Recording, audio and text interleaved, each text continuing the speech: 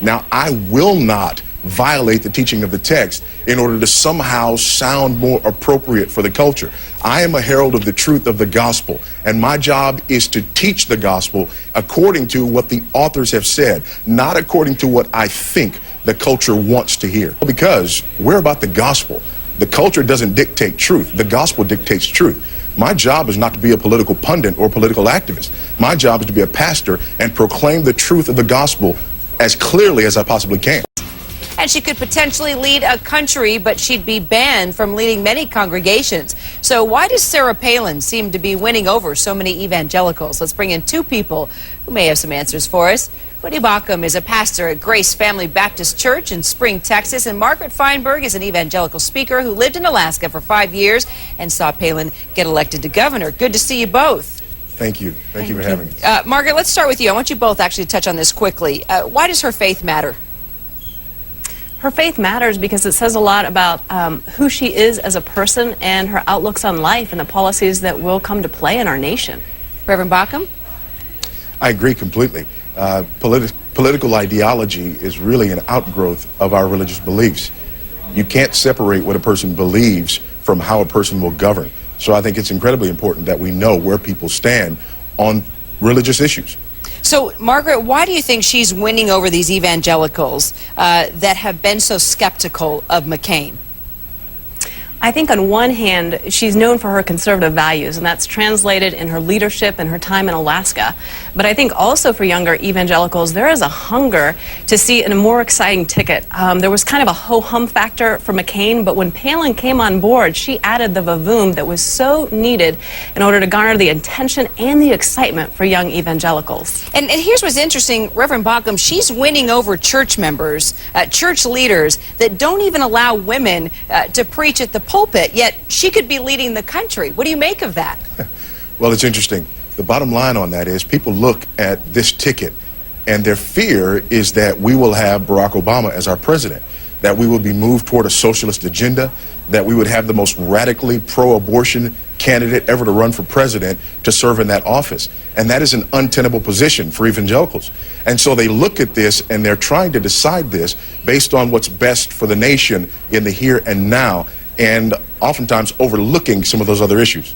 Do you think that that's something that, are you saying that shouldn't be overlooked? I mean, do you think that women in evangelical circles where women are not allowed to preach, let's say Palin and McCain do win, and here you have this woman that could possibly be leading the free world, and yet there's evangelicals voting for her that don't even believe that a woman should preach at the pulpit?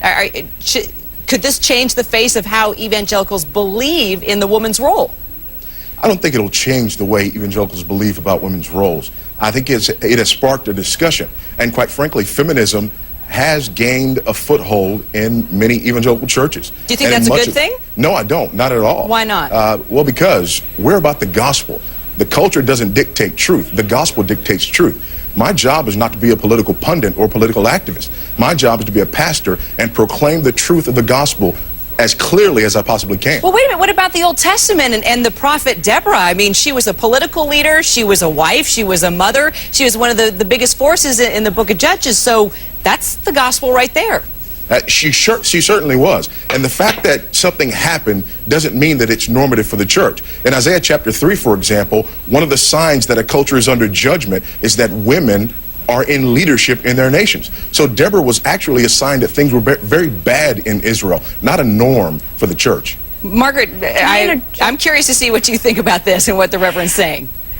I think that that's a fair perspective, Voddie, but I think we also need to look at Ephesians 5, which describes, it's saying that husbands are to lay down their lives for their wives, just as Jesus Christ laid down his life for the church. And in the same way, I think Todd has done an incredible job opening up the opportunity for Palin to use the gifts and the talents and the passions that she has been given in order to make a difference in her community and possibly in our nation and world on a significant political landscape and effect. Margaret, is the Reverend sounding a little sexist, or is it just me?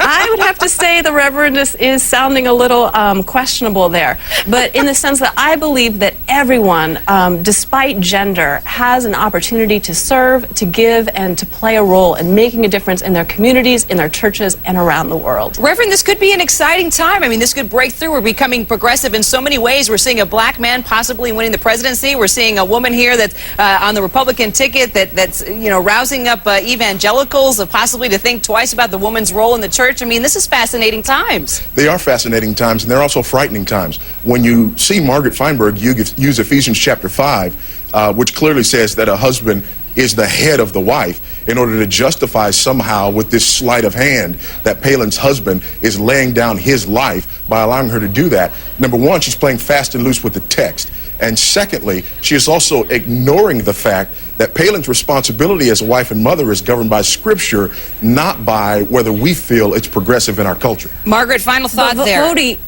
I believe that's a narrow interpretation and a boxy interpretation of the text, as well as the role of women, who in today's working families, many families in the United States need both the man and the wife in order to work outside of the home, in order to support the family, and to put that kind of burden on the family, whereby a woman must stay at home. I just don't think that translates into many working class families today. You know, my job is not to translate into working class families. My job is to be honest with the text. And the text says in Titus chapter 2 and verse 5, a woman is to be the keeper of her home. Now, I will not violate the teaching of the text in order to somehow sound more appropriate for the culture.